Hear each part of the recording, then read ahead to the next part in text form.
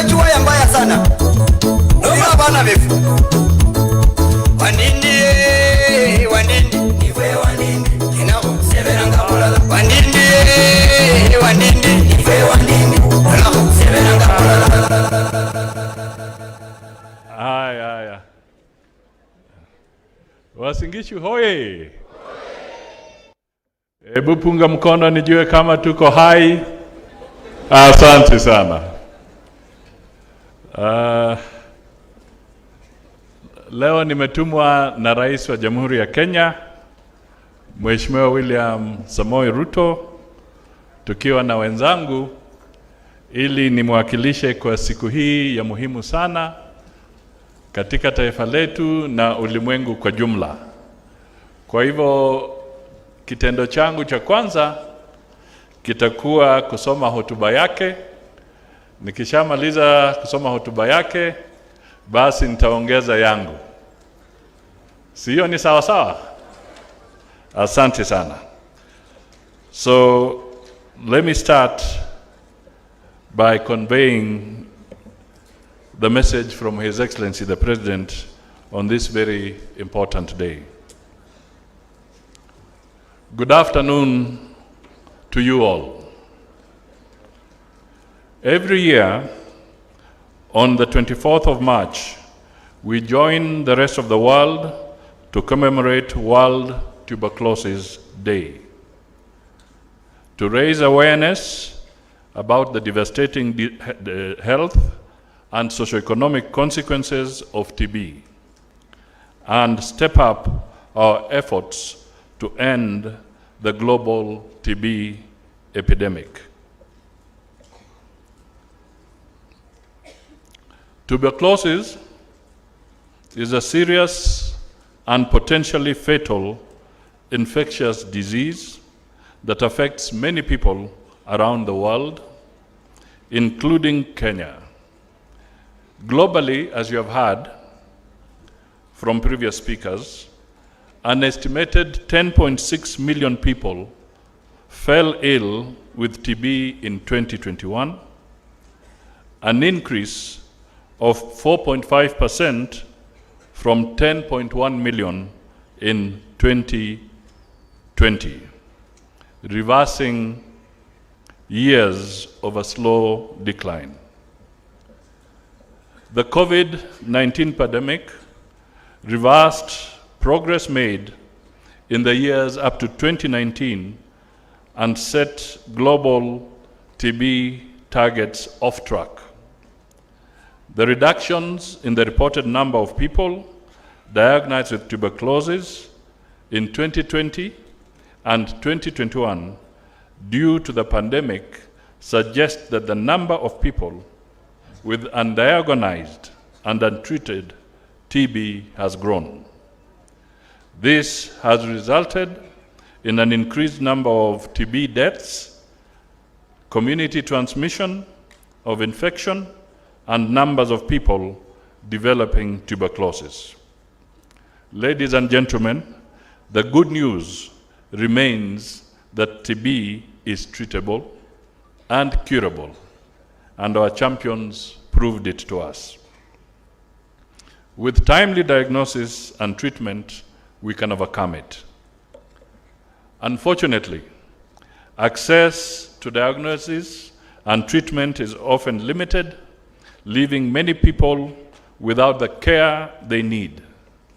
In Kenya, recent estimates show that 133,000 people have developed TB. Among them, 16,000 children. This is a huge burden on the health system and a major barrier to economic development. In 2022, the Ministry of Health reported 90,841 tuberculosis cases compared to 77,854 cases in 2021. That means there was an increase of over 10,000 cases from 2021 to 2022. TB remains a leading cause of death worldwide and is the fourth leading cause of death among infectious diseases in Kenya. The burden for TB and HIV and drug-resistant TB remains high.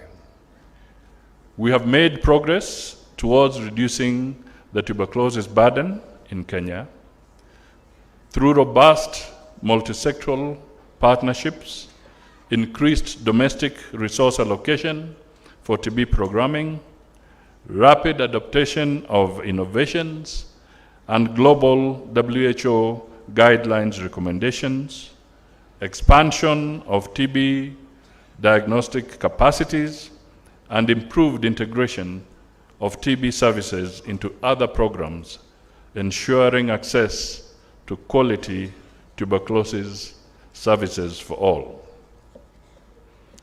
Kenya, in collaboration with our partners, and they have been well represented here, has invested in critical components of TB care and management by doing the following: expanding and strengthening access to the tuberculosis diagnostic network and services through the introduction of high-end diagnostic equipment, introducing digital adherence technology in support of drug adherence, and providing preventative treatment for people at high risk of contracting TB.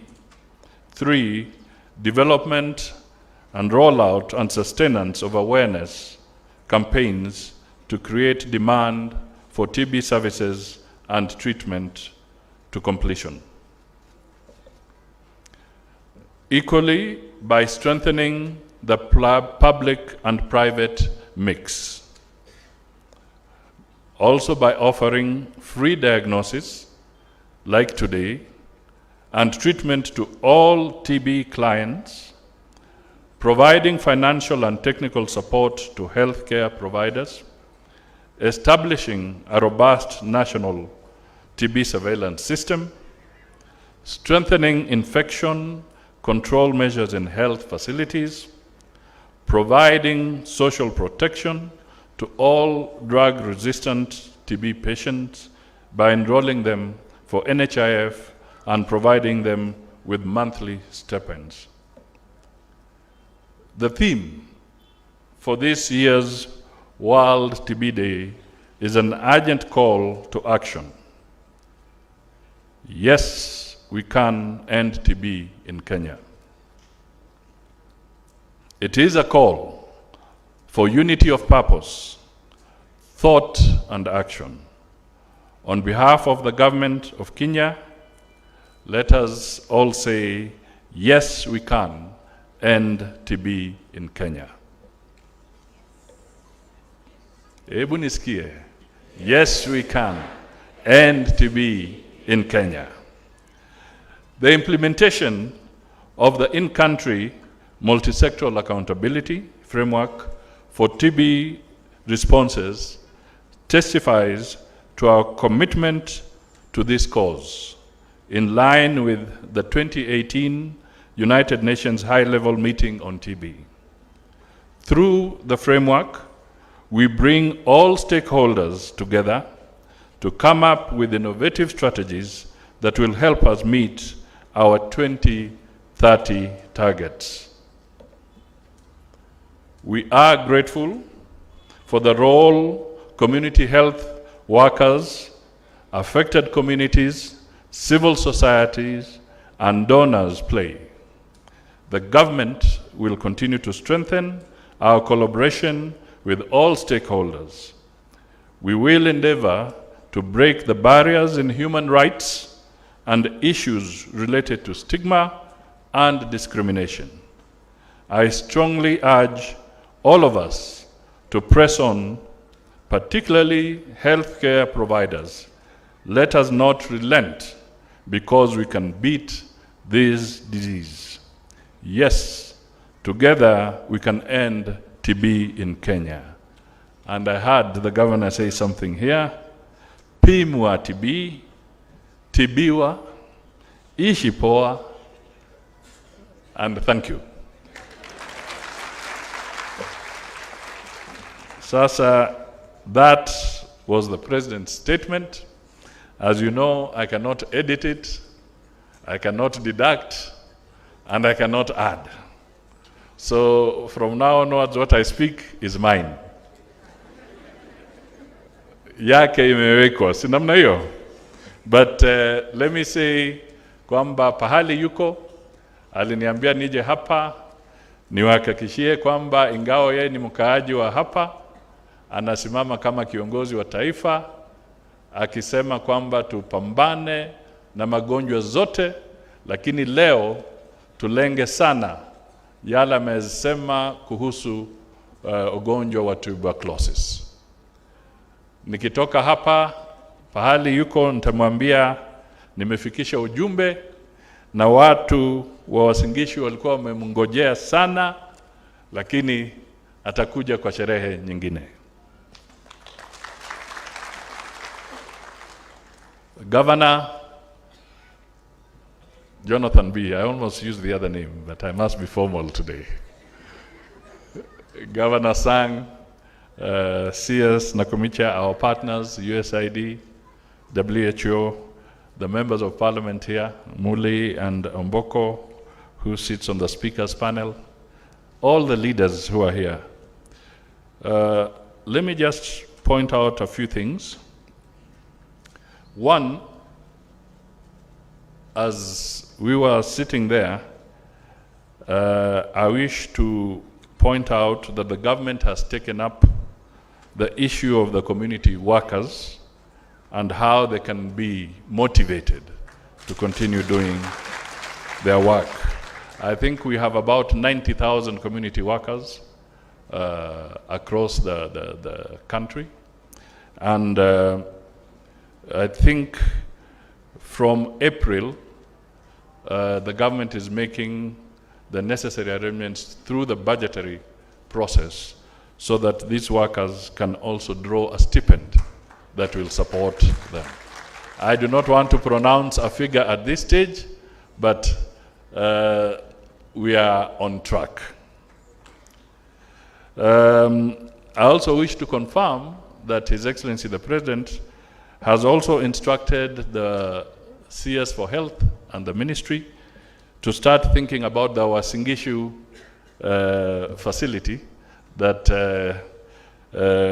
Governor Sang was talking about, since this county has made a contribution through the referral for the whole nation. They still need their share at county level, and I think the instructions have been given. So I think we shall be making some good progress. Sasa wakati tulikuwa tukikaa pale na nikasikiza PS akizungumza, yeye ni daktari, alafu nikasikiza CS alitaja kitu kuhusu Marburg fever. Unajua mimi si mtu wa medicine, mimi ni mtu wa hesabu. Sasa nikamuuliza dalili ya Marburg ni nini? Hiyo Marburg fever.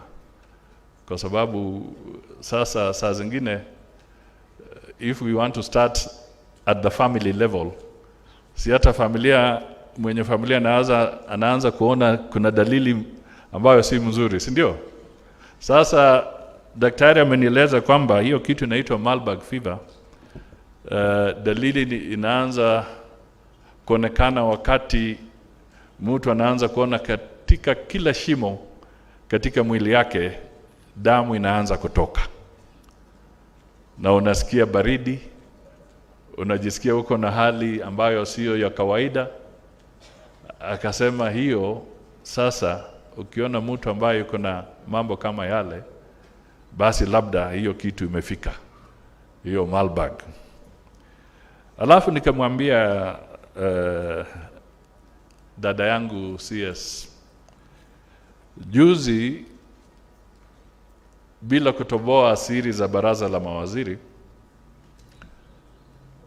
serikali imepitisha msimamo ama mswada ambao sasa lazima tulete Kiswahili, kwa sababu katiba inatambua lugha mbili, Kiingereza na Kiswahili kama official languages.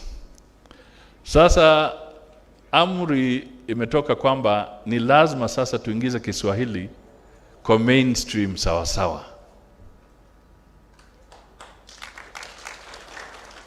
ili kila mtu tuelewane.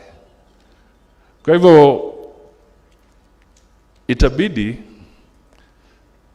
kama serikali, na haya nitarudi kusema tena hata kwa kimombo ili partners wetu wafahamu na viongozi wafahamu.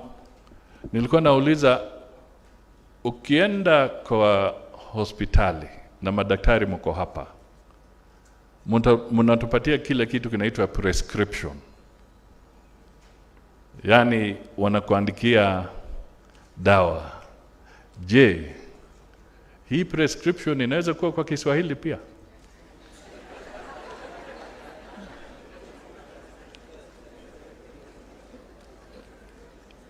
Kwa sababu kuna wengine labda kuna shida, na ukitaka kutibu mtu lazima muelewane kwanza. Kweli ama uongo? Lazima tuelewane, sivyo? Kwa hivyo ikiwa tunataka tusaidie Wakenya wetu wakati tunafanya yale tunafanya, ni pia tena tujue kwamba, je, ukiandikia yule mgonjwa, wacha kumwandikia tu take 3 tablets 2 times per day. Muandikie pia meza tembe 3 mara 2 kwa siku.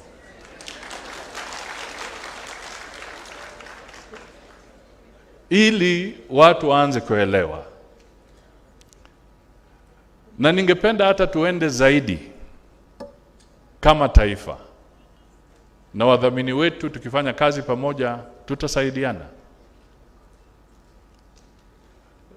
Tunaweza pia kuweka hiyo kwa lugha ya mama. Mimi kama Muluya nikienda niandikiwe vimira vaga hari kabiri kwidiko.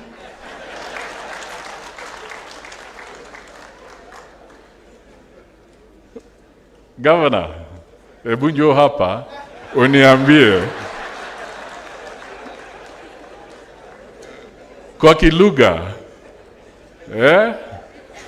hebu eleza hawa watu kwa kilugha meza tembe 3 mara 2 kwa siku.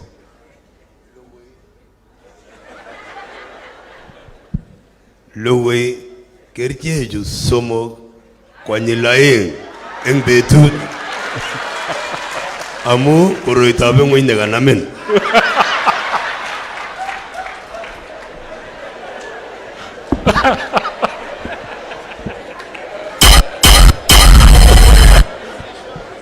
All right. So let me now speak to this so that our friends from the World Health Program and the USAID and our other partners who are here can understand the gist of my message.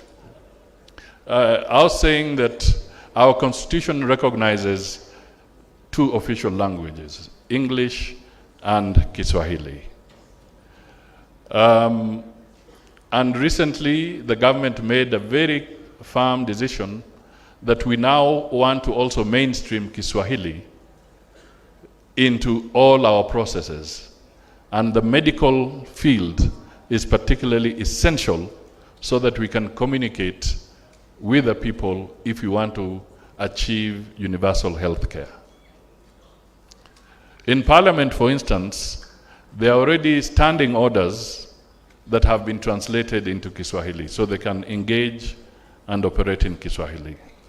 But I was just pointing out that when we go to most medical facilities, including into the deep villages in our communities, the prescription is still given out in English.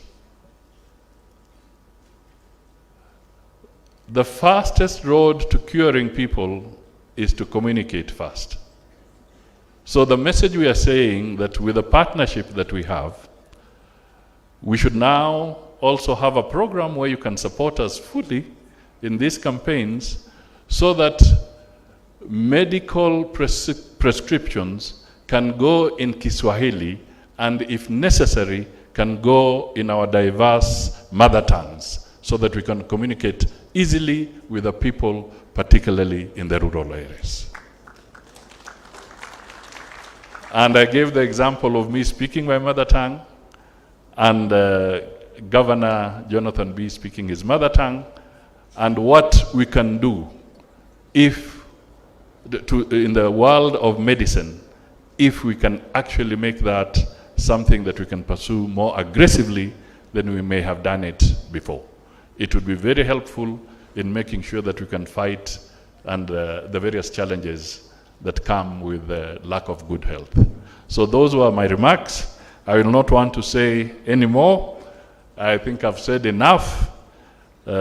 Tuchunge hiyo Marburg, tuchunge tuberculosis, pia tuzidi kuangalia hata cholera, kwa sababu wakati mgumu kama huu ambapo tumetoka kwa hali ya kiangazi, labda watu hawako wakitumia maji vile wanatakana watumie maji kwa sababu hayakuweko. Kwa hivyo haya magonjwa yote ni lazima tuyaangazie ili tusiwe na shida. But once again, thank you to all our partners for the support, for the encouragement. You've done us a good job.